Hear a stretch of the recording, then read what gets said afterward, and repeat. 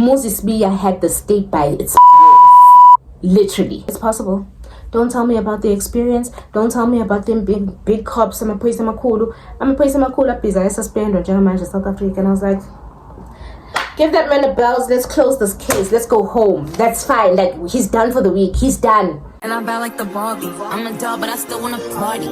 Pink felt like I'm ready to bend. I'm a 10, so I pull in a 10. Like Daddy, Stacy, all of the Barbies is pretty. Damn, all of the Barbies is bad. Hello and welcome to my channel. If you're new here, my name is Ndombela, also known as Squazzy Bear on all social media platforms. Do subscribe, be a part of this family, and if you are a returning subby, welcome back, darling. Guys, as you know, every week I bring you proceedings in the Senzo Meyiwa trial, so I'm here to do exactly that. Before we get into this video, please like this video so that it does reach a greater audience, because if you like the video, YouTube will see that people like this video and actually recommend it to other people so that more people can watch and be updated as to what's happening in the Senzo Meyiwa trial. And also don't forget to subscribe if you're not already subscribed, and do super thanks if you can. So without wasting too much of your time, let us get right into this video. Now, on Monday, cross-examination by advocate Mshololo, defense for accused number 5, did commence, and basically when she started with her cross-examination, she did point out what the indictment says with regards to the accused, and does ask Muzi Sibiya specifically with regards to the traveling home on the 6th of June in 2020, where Muzi was taken home. And one of the questions that Mshololo does ask is, why you? Why is it only you that was taken home on the 6th of June to actually go and see your family for whatever reason, and the other accused didn't get the opportunity to be taken? And Muzi Sibiya does say that he does not know the reason as to why they took him there, but they did ask him what is it that they can do for him, and he did indicate that he wanted to see umalum wake, or he wanted to let umalum wake know where he has been the past couple of days and so forth. What I liked about what Muzi Sibiya did in the cross-examination with Mshololo, when Mshololo asked about the 16 hours of travel time, he does say, let me just put it clearly, this issue of the 16 hours. Me, now when I go home via taxi, mind you, it does take me 7 hours to get home. However, on the day that I was taken by Gininda, I'm not entirely sure how long it took, because we started at Valeria. We passed by Kempton Park at the airport to pick up Gininda and Mohola. Then we drove, and there were several stops that were made by the police, some for food and others for the police stations. So basically, this is the breakdown of how the traveling went on the day. He says that they picked him up at Valeria, and they drove to the airport where they picked up Gininda and Mohola. Then from there, they went to Standerton, and they stopped there at an engine garage as well at Ulundi. And then they were buying food for themselves, but not for him.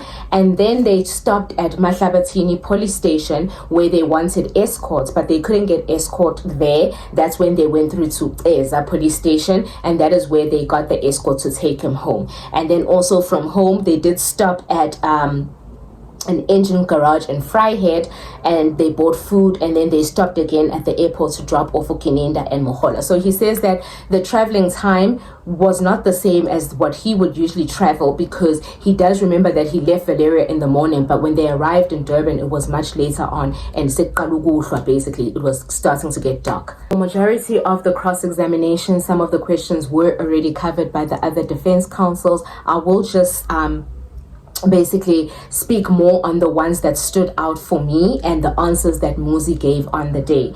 So Mshololo does take him through how he met Uzungu and all that, and he does really explain that Uzungu, the first time he saw him was in 2017, where he wasn't really introduced to him at that time. However, in 2019, when he saw him again, that is when he was formally introduced to him as Umtanaga Absalom, basically, and Absalom obviously uyamazi from Imakai.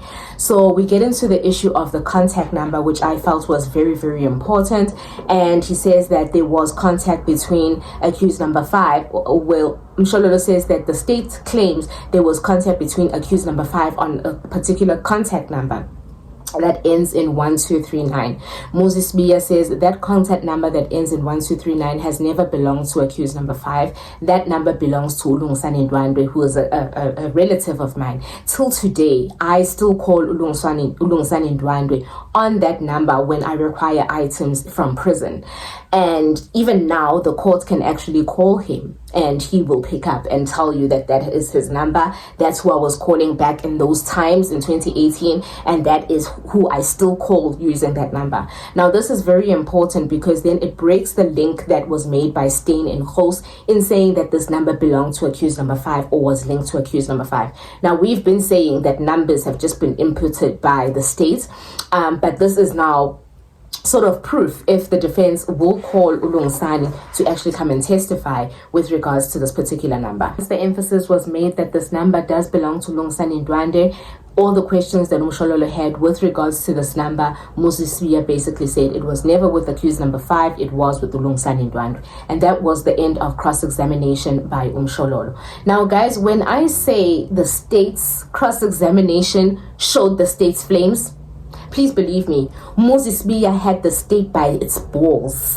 Literally. Pardon my French. One of the first things that Baloyi touches on is the issue of Muzi Sibiya's first arrest, which was done by Mudau and Baloyi. And he basically takes them through how he was arrested, and he asks several questions about that. Now, when he questions Muzi about his cell phone during the first arrest, which was in March in 2019, he says, if someone says to this court that a cell phone was confiscated from you when you were arrested the first time, what would your comment be on that? And he says, my cell phone was never taken when I was arrested the first time. My uncle came to Tembisa police station, and that is where I gave him my cell phone. Then when I was released from the police station, I found my cell phone at home. So the police saying that they had my cell phone, that is incorrect. So basically Baloyi takes him through the version that was put by Mngomezulu when Mngomezulu says that a cell phone was confiscated from him. But this question was posed to Umuhola. So for me, firstly, I think Mngomezulu might have made a mistake with the dates, because why would Mngomezulu be asking him about confiscation of Muzi's cell phone during the first arrest, asking Umuhola when Muhola wasn't involved? Like, logic tells you that that wasn't the date that he was referring to. Continues to take him through some of the versions that Mngomezulu and Ramusipili basically placed to some of the witnesses, and Muzi Sibiya then emphasizes that, hey, the reason why I'm here in the box under oath is so that I tell my story. Yes, Mngomezulu may have put the version, but obviously I am here to clarify whatever versions he's put there. I'm here to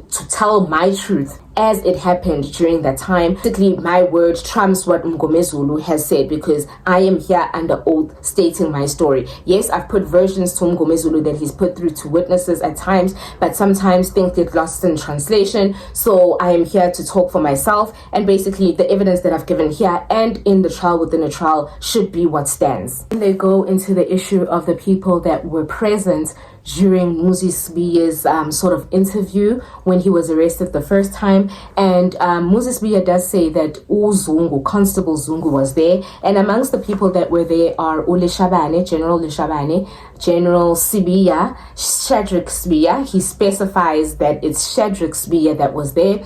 It is Umakubo, who has testified in this trial, in the trial within a trial, as well as Zungu. So basically he says that when he was brought into this particular place, there were 4 people there. It was Makubo, Lishabane, Sibiya, and Zungu. And so Baloyi puts the version of the other witnesses that they have come and testified, where he says Zungu counts or talks about a meeting that happened, but he doesn't mention your presence. And he says, but I was there. And he says, the reason why Zungu doesn't mention you is because you were not there. Then how would he have known about the meeting? Because this version, Muzi put it before Zungu even came to testify. So how would he have known that Zungu was there, that Lishabane was there, that Makubo was there, if he wasn't there? Honestly.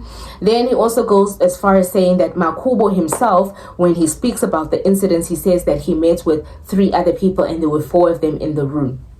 And then Muzi does basically say, well, when Makubo was introduced to Zungu. I was obviously not there. And as you can tell from his testimony, Makubo says he was introduced to 3 people or to 2 people, and there were 4 of them in the room. So Muzi says, no, when they were doing the introductions, of course I was not there. But Makubo's testimony does not continue to where he says what happened after the introduction. So there's no way that you can say that Makubo didn't say I was there, because his testimony was cut short. Now, if you remember, in the trial within a trial, Baloyi stopped Mgomezulu from leading Umakubo, saying that the evidence that Makubo was bringing was irrelevant. And yes, we do agree it was irrelevant during the trial within a trial, because it had nothing to do with the admissibility of the confessions that were taken on the 30th of May in 2020. However, Makubo's evidence will be vital to this case in proving Muzi Sibiya's version of events on that particular day, which is the 19th of March in 2020. Now, when I say Muzi Sibiya was vurvaying Baloyi to come nice on Monday, please believe me, because then they go into the issue of the relationships of the accused, and he says that your father's name is Nomali Sibiya, and he says, yes, that's my father's name, and he says, and your mom is from the Ntuli family, and he says, yes, my mom is from the Ntuli family. So you say you related to accused number 5 and he's your uncle. This is how Ubaloyi asked the question, and Muzi Sibiya is like, no, I didn't say that. And then he doesn't elaborate further. He's like, no, I did not say that. And he says, no, but you said he's your distant cousin. And he says, no, I did not say that. I said umama wakantuli, accused number 5, or wakantuli. And he says umzala, not umalum. And I'm like, yo. And he asks, but are you related to accused number 5? And he says, mina ngwaga Sibiya, accused number 5, or wakantuli. He's like, okay, so accused number 5 is basically your cousin. And he says, yes, he's my cousin. Do you have any contact with the said cousin? He's like, no, I don't have any contact with him. I don't have his numbers. We don't call each other. I've never called him. I've never had his number. Then he goes into the relationship with Sfiso Zungu, which is Ukwabini. And he says, so your mom and Sfiso's mom are sisters. And he says, yes. So Ukwabini basically says, Budi, Kumina, because I'm older. So he says that during a cross-examination from Umalo, you said that you know Uzungu or Untantlezi. And he says Untantlezi is his name. And then Ubaloyi says, well, it's his clan name. And he's like, no, it's not his clan name. His name is Ntantlezi Absalom Zungu. So it's his name. It's not his clan name. Like, stop trying to confuse the witness, Baloyi. Ntantlezi is a name. It's never a clan name. Uzungu is a surname. Kwabini is the clan name. It goes on to say, but you say that you know Ntantlezi, but you don't know his son. How do you know Ntantlezi? And he says, no, I know him from back home, because when a crash is so miss cool as we crash, and so on and so forth. But he says, no, but Untantlezi has a son, and his son is Uzungu, but you're saying you don't know Uzungu. And then he's like, Uzungu never grew up in Makaya where Untantlezi stays. So Zungu has his own mom wherever she is and wherever he was born and wherever he grew up, but it was definitely not in our homestead. So basically, yes, I know Zungu's father, but I don't know Zungu because he never came to his father's household and he never grew up where his father stays. Then Baloyi says, it's funny how you know the father and not the son. And Sibiya basically says, but you also know my father's name, but that doesn't mean you know him. They go into the issue of the photos, where Baloyi tried to take Muzi Sibiya through the downloads of accused number 2's phone, where one of his pictures is appearing on accused number 2's phone. So Muzi Sibiya says, there's no way I'm going to answer about pictures that are in accused number 2's phone. I'm here to answer about things that have to do with me. I have no idea how that picture got there. So the best person to ask about how those pictures got there is accused number 2. And Baloyi does make a mistake in saying that accused number 1 says that he was in contact with accused number 2 and they were checking on each other. Now, if I recall the evidence, accused number 1 was speaking about accused number 4, and that was clearly stated that they know each other and they would call each other occasionally, and this was even way before 2018 and way after 2018. So their calls and them calling each other was nothing unfamiliar for them, because that's something that they would do. So on the issue of Ubaloyi saying that accused number 1 said that he was in contact with accused number 2, the judge also makes a comment saying that it was during cross-examination of Umshololo, which was not true. Then Muzi Sibiya says, if I may respond, but I think that the state should go and check its notes, because I did not say I was in contact with accused number 2. I said I was in contact with accused number 4. So please go back to your notes because there's no way. Muzi Sibiya was then questioned about Unkazimulo, who he says is a relative of his, and then Baloyi then goes into the issue where Zungu says Unkazimulo did threaten him with a gun at some point. This is after Absalom Zungu had made a statement according to Uzungu, and Sibiya basically says Unkazimulo is a working person and so he does not carry a gun. There's no way where Unkazimulo would even threaten Uzungu, and also there's no way where I called Unkazimulo to sort of tell him to back off from Uzungu. That never happened. Zungu made that all up. Baloyi went into the issue of Muzi Sibiya's sisters, where he says, do you have sisters? And he says, akanabo sisuzalwa yedwa ekhaya, and basically asks him if he knows Uceliwe, and Muzi Sibiya says, no, I don't know Uceliwe. And then Baloyi asks, then which siblings were you referring to when you said Inganzagiti, basically? And he says, those are my aunt's children, and their names are Lethiwe, Zinhle, and Nigiwe. So I think Zungu must have made a mistake with the names somewhere there when he was told the relatives of Muzi and he got the names wrong. Hence the story is not coming together. Then they go into the issue of the Sibiyas basically having some sort of meeting at the homestead, and Danzi basically saying that he was told that he's not part of the family, so he shouldn't be a part of the meeting. But what's interesting about this particular meeting is apparently Baba Sibiya gave Utuli an amount of 24,000 to keep quiet about the issue of Senzo Meyiwa's death. So Muzi's father has 24,000 just to give to a random girl to keep quiet about the murder of Senzo Meyiwa. And then it says that Usifiso Zungu, which is Ukwabini, then Twaliselat with 100 rand to make that 4,000, or was it 24,000? I think I heard 24,000, but it was actually 4,000 rand. And apparently Kwabini put in 100 rand to Twalisela to pay the 4,000 rand. Like, these stories, really? They go into the issue of a call that was allegedly made to Constable Zungu, where Uzungu says that Muzi Sibiya called him or something and said that he's going to Mpumalanga, and to some effect like that. Now guys, the importance of knowing that Zungu had all this information at his disposal. So in order for Zungu to cook his testimony and to cook his statement, it's because he had already been shown the AVLs, he had already been shown the photo downloads, he had already been shown everything that had to do with the accused. So he knew the transactions on the banks from the accused. He knew the cell phone data from the phones of the accused. Now, the interesting thing about the issue of the towers when it comes to the calls is that Muzi Sibiya says there's a call that was allegedly made and the tower that was picked up is in Mpumalanga. Now he says the only time he ever passes in Mpumalanga is when he's on his way home. So basically he does pass through Mpumalanga. So it could have been that one of those calls were made whilst he was on his way home, and it just happened to pick up a tower in Mpumalanga, and now the state ran with that and said that he was in Mpumalanga. And mind you, it was just one call on that one day that picked up that one tower. When they touch on this issue of this particular tower, Muzi Sibiya then claps back to the state and says, Zungu says this is his number. I don't know whose number this is because I don't recall the number off by head, but you already said Lungsani's numbers is accused number 5. What's stopping you from saying this number is Zungu's number when it really isn't? And I was like, yo. The state then says, at the Tembisa court, he gave a Mpumalanga address. And Muzi Sibiya says, no, I never gave a Mpumalanga address. Why would I give a Mpumalanga address at a Tembisa court when I stay in Tembisa? Why would I give a Mpumalanga address? And Baloyi says, no, the statement from the magistrate does say that you gave. And Muzi's like, no. Give me the transcripts.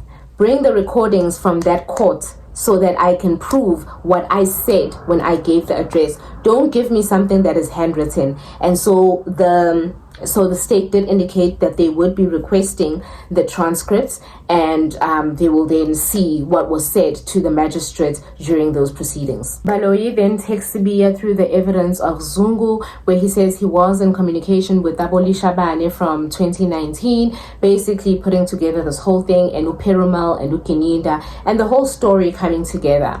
Now, guys, this one thing that I will always point out when it comes to Zungu's testimony, because I don't want us to ever forget it. How is it that Gininda says their main witness is Absalom Zungu, who made a statement when? On the 19th or 18th of November of 2019, and Absalom Zungu was their source, when Constable Zungu was already in a room with Lishabane, General Sibiya, Makubo, and accused number one in the beginning of the year in March of 2019. Please make it make sense. On Tuesday, Baloyi was continuing with the cross-examination, and most of the questions were based off of Constable Zungu's evidence and how he said Nkazimulo, the person that tried to threaten him, was a relative to accused number 1 and accused number 5. So Baloyi was basically trying to establish whether Nkazimulo was related to both accused number 1 and number 5 on Tuesday. Then Baloyi went into the issue of the Tembisa court, where he says that Muzi Sibiya did go to court on the 1st of June, and Muzi Sibiya does actually agree to this, but he says that, now this is where interpretation is very important, because according to the court, Muzi Sibiya said, according to Muzi Sibiya, he says that Itala agalazi. So when he says Itala agalazi, this basically means that what he was arrested for, he knows nothing about it. So the ammunition and the drugs that they said that he was arrested for, he knew nothing about it. And that was interpreted as if Muzi Sibiya is saying that he doesn't know anything about the case in Tembisa. How can Muzi Sibiya say he doesn't know anything about the case in Tembisa when he confirms that he went to court on the 1st and the case was postponed to the 8th? Like, please make it make sense, guys. This is where Muzi Sibiya shows his intelligence, because Baloyi then comes and says, on the charge sheet on the 8th of June, accused number 1 gave an Mpumalanga address, and this is what the magistrate has written. Then Muzi Sibiya says, no, but this is handwritten. It could have been written by anyone. I did say yesterday that I require the transcripts. So bring me the transcripts from those proceedings so that I can show you, or we can listen to what I said to the magistrate on that day. Then he says, 2, how could I be at Tembisa court and give an Mpumalanga address?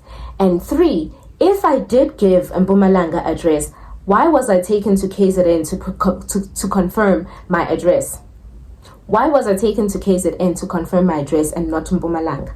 And if someone did go to Mpumalanga to confirm that address, please can they tell me who they saw there at Mpumalanga and what did that person say? Because I never gave an address in Mpumalanga. 2, I never gave an address in KZN because Ekaya, we don't even have house numbers. I couldn't have given an address just to KZN. So why was I taken to KZN and not to Mpumalanga? And I was like, good shots. Muzi is going on asking all these questions that are very, very relevant and very, very important. The judge then says, Baloyi, what was the question, trying to stop Muzi from continuing to ask these questions? Because these questions raise an eyebrow. If Muzi Sibiya gave an address of Mpumalanga, why wasn't he taken to Mpumalanga to confirm his address? Instead, they drove all the way to KZN. What address were they confirming in KZN?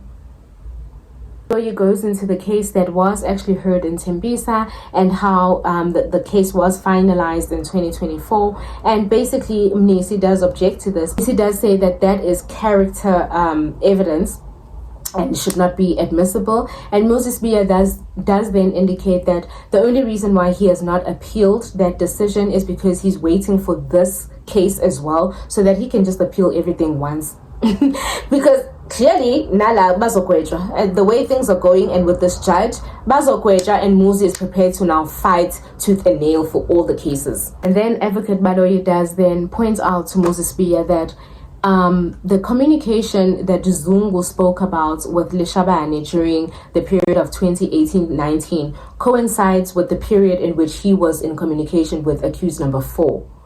As if to say, because Zungu was busy with Lishabane, no, accused number 1 and 4 were busy making their own things. So accused number 4 says, What Zungu and Lishabane were discussing in 2018-19 has nothing to do with me. I have no idea what they were talking about. And also, Zungu and Lishabane weren't the only two people communicating on phones during 2018 and 19.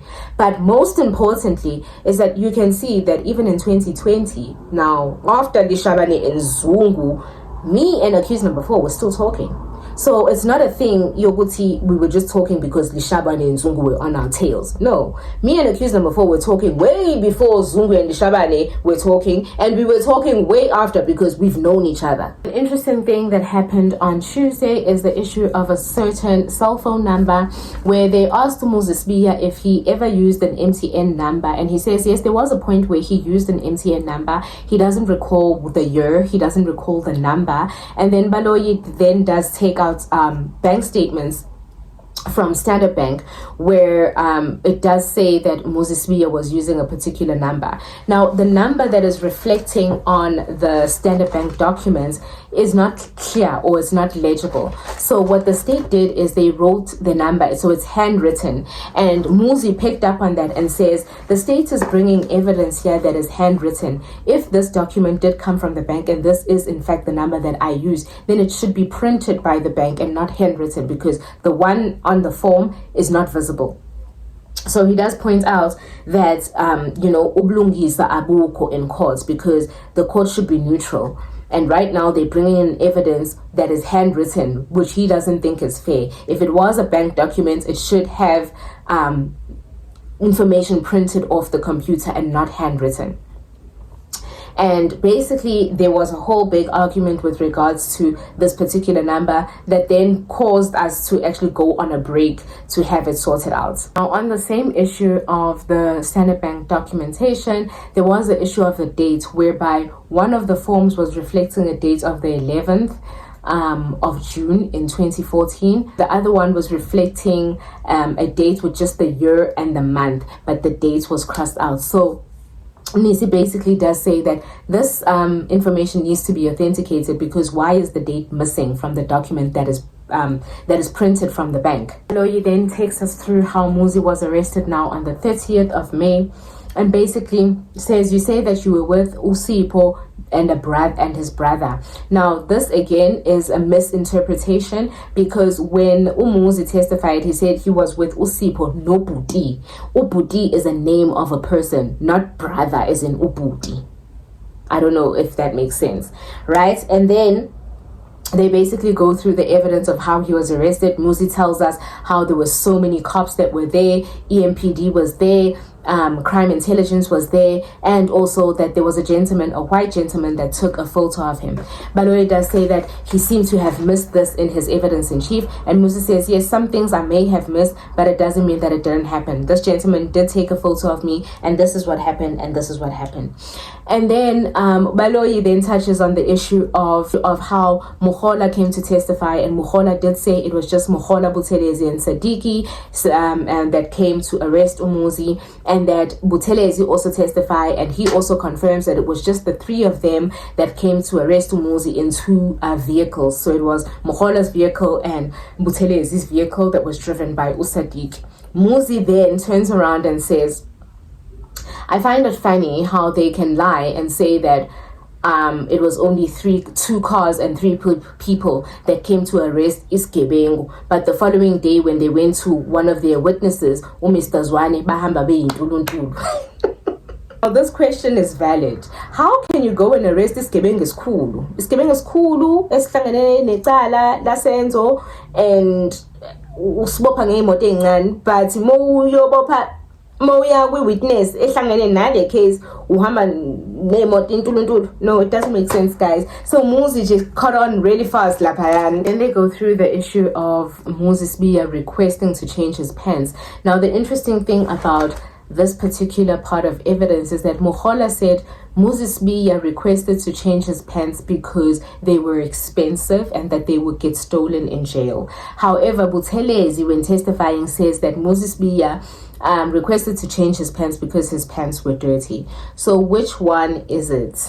On Wednesday, the proceedings were set to end early because there was a memorial service that they were going to attend to, and some of the questions that were asked on Wednesday, were with regards to still Muzi Sibiya's arrest, and also with regards to how he then went to go to Fosterers to meet with Gininda. Now, the evidence of Muhola is that when they took Muzi to his uncle's shack, they found some ammunition and a cleaning rod and a magazine. Now she says that when they found this, they then asked Muzi where the gun for this was, and Muzi directed them to a Tembisa hostel. Now Muzi says, if I took them to a hostel, I would have given them the name of the hostel. There is no such hostel as Tembisa Hostel. That's the first thing. Then Baloyi switches the name and he says it's actually Vusumuzi. And he says there is no Vusumuzi hostel in Tembisa. Guys,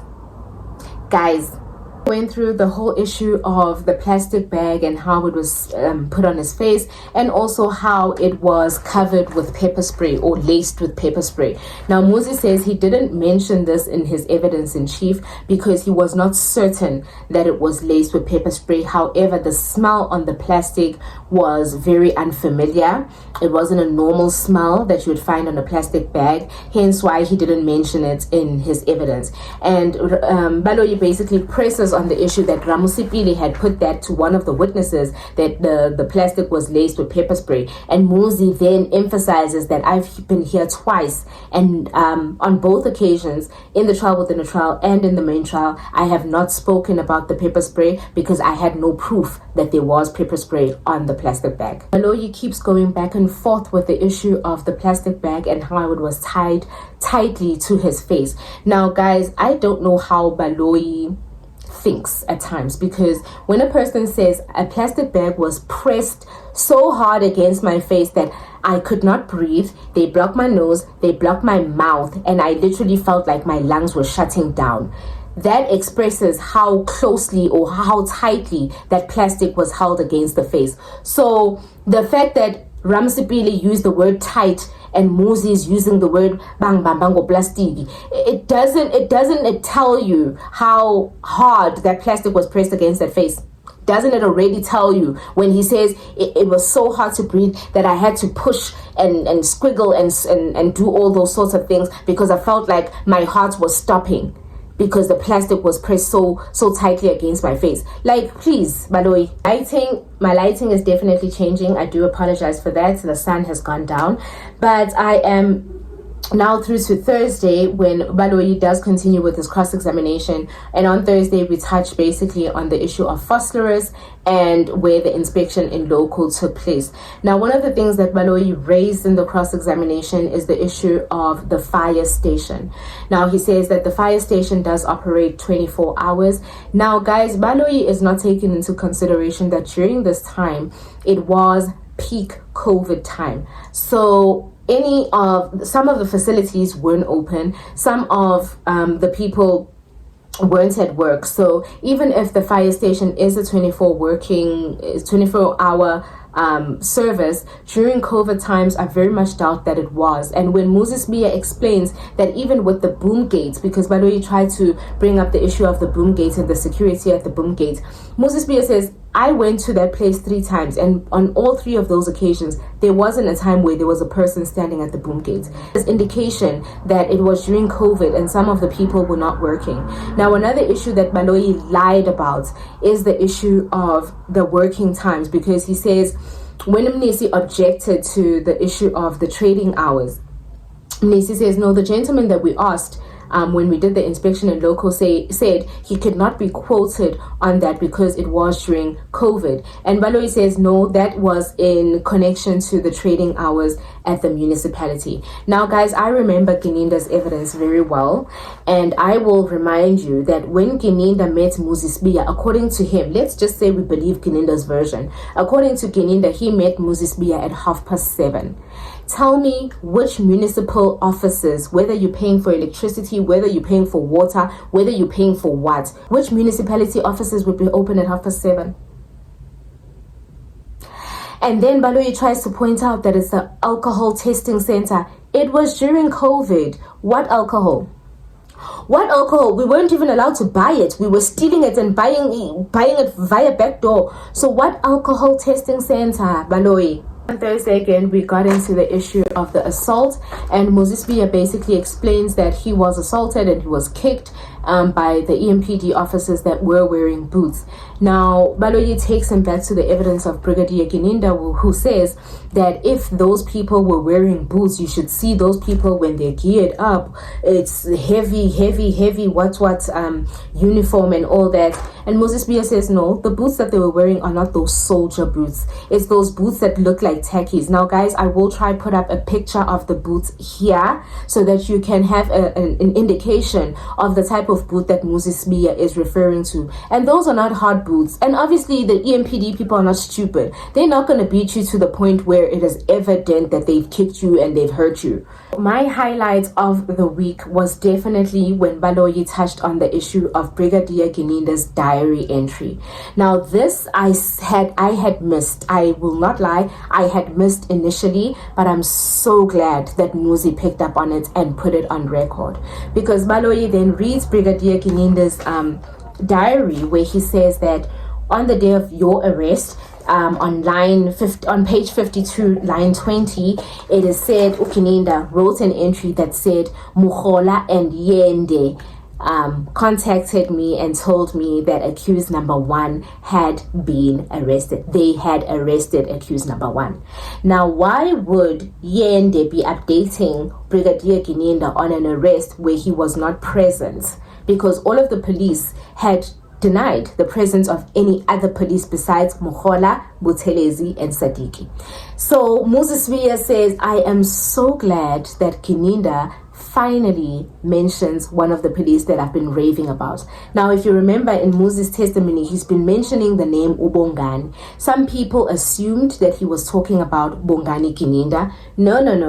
It is Bongani from Crime Intelligence. Bongani Yende. He says, I'm glad Gininda is mentioning a Yende, because that Yende is Bongani Yende from Crime Intelligence. As I've been saying, I was arrested by Metro Police, Crime Intelligence, and SAPS that were wearing civil clothes. So the people from Crime Intelligence that I can call by name are Mabena, Yende, Bongani Yende, as well as Ngamane. They were there when I was arrested, and I said, good shot. Now, Baloyi tries to twist this to say the fact that Brigadier Gininda's diary is mentioning Uyende means that there's truth in what Brigadier Gininda wrote in his diary. Muzi says, because I don't know when that diary entry was written and how it was written and where it was written, because it was not written in my presence. So I can't say that, but Nangu Yende. Nangu Uyende that everyone has been denying all this time. They went back to the issue of Sibiya not being given food, and Baloyi goes back to the record where Ubuthelezi says that Sibiya got given food at Fosterers. Now, guys, I've never been arrested. I don't know much about how things work in prison, but as far as I know, when prisoners are given food, the food is counted. So how did Muzi get food from Fosterers when he didn't enter the police station? I don't know, because these people say they didn't book him into the police station. How did he get food from the police station? Because according to Buteles, he got food from the police station. How did he get food when he's not counted for in the police station? Then Baloyi says Mngomezulu did concede that you did get food, because during his cross-examination he asked Ubuthelezi, what food did you eat, and Sibiya says no, that's not conceding. He was asking questions based on what the witness had said. Now when Jengamanje Baloyi, you're saying that I never got assaulted, but you're asking me questions about the assault. I'm like, yo, Sibiya, this man is so intelligent. Thursday after lunch, they touched on the issue of the confession and how Umboto took the confession from Sibiya. And one of the things that stood out for me with this is the issue that Baloyi says Umboto is a seasoned police officer. Gininda is a seasoned police officer. And after they saw that you were being assaulted, they just let that happen and continue to take the statement. Sibiya's response to that is, even now in South Africa, we're dealing with police officers that are being suspended for not doing the right thing. And I was like, the truth, Sibiya, the truth, my brother, the truth. Even now in South Africa, we're dealing with police being suspended left, right, and center. We're dealing with police being arrested because of corruption. It's possible. Don't tell me about the experience. Don't tell me about them big cops. I'm a police makulu busy suspended German South Africa. And I was like, give that man a bells. Let's close this case. Let's go home. That's fine. Like, he's done for the week. He's done. And they went into the issue of his ID, where Sibiya basically says his ID was stolen. He says that the police had not told him that they took his ID. In fact, he thought that he had lost his ID because he had requested umalumwake to look for the ID at home. Only when he appeared in the Tembisa Magistrate Court is when he found out that the police had the ID in their possession. And the reason why he found out is because the magistrate asked a question to the police: why would you go and look for this person's ID when you have a J50 and he has confirmed that he is the person that you are looking for? And that was a very good question that was asked by the magistrate. But Baloyi kept emphasizing, where was your ID and how would Mboto have known your name and your ID number? The police had the ID the whole time, so they didn't need to ask him anything for that confession. So those are the proceedings on Thursday. And on Friday, as you know, they do not sit for the whole day. Nothing major happened on Friday. The cross-examination did continue, and the judge was just irritable, to be quite honest. He was very irritable and really did not have time to listen to the cross-examination, to be quite honest. And there were some objection by the defense with regards to the Marco and Makimbi issue, and also the issue of the vehicle that was allegedly driven by accused number 5 during the incident, where Zungu had said that accused number 5 was seen driving a silver Polo, and in Muzi Sibiya's confession, it is said that it was a white Polo that was driven. So Mshololo had issue with the fact that Baloyi was misinterpreting or rather misleading the witness when saying that the vehicle was a white Polo. And the judge then says, you'll argue all these points. And Mshololo says, no, I will not argue. I am objecting.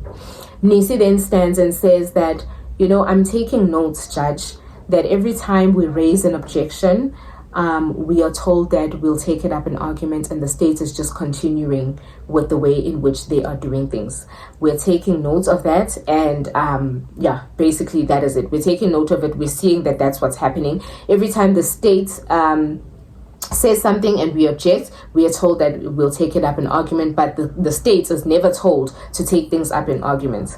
So those are the proceedings basically today, which is Friday, and it's been a very, very long week, but Muzi Sibiya has handled himself really, really well. I feel that he's answered questions brilliantly, and he's really given Baloyi a hard time. He has given Baloyi a very, very hard time. I cannot wait for Baloyi to finish, because I feel like we're going around in circles right now. There's really nothing much more that he can ask Muzi Sibiya at this point. I'm looking forward to next week, and I'm looking forward to see who the next witness will be for the defense. Baloyi is not done with his cross-examination yet, but I don't think it will go through until the end of next week. So those are the proceedings for the week, guys. My lighting has changed.